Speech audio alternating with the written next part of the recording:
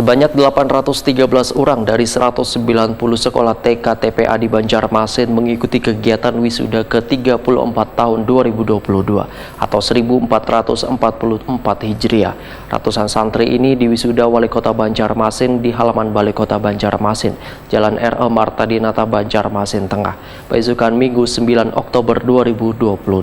Wali Kota Banjarmasin berharap Banjarmasin akan mendapatkan keberkahan berkat pembacaan kitab suci Al-Quran.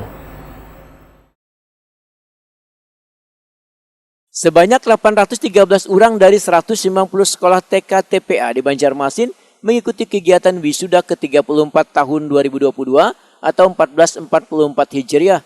Ratusan santri ini diwisuda Wali Kota Banjarmasin Ibnu Sina didampingi Wakil Wali Kota Banjarmasin Arifin Nur, Sekretaris Daerah Banjarmasin Ihsan Budiman, serta Ketua Wan Wakil Ketua TPPKK Banjarmasin di halaman Balai Kota Banjarmasin Jalan R.E. Marta Dinata, Banjarmasin Tengah, besokan Minggu 9 Oktober 2022.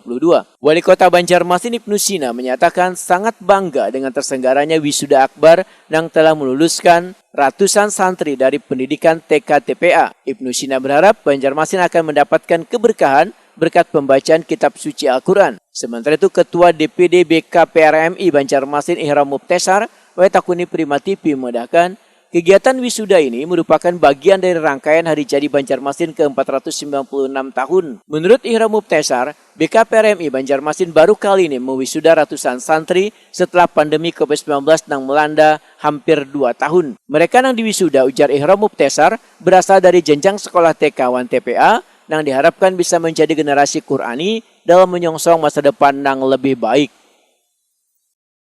Ini merupakan wisuda akbar yang ke-34 yang dilaksanakan oleh BKPRMI Kota Banjarmasin, dan ini alhamdulillah masuk dalam rangkaian Hari Jadi ke-496 Kota Banjarmasin.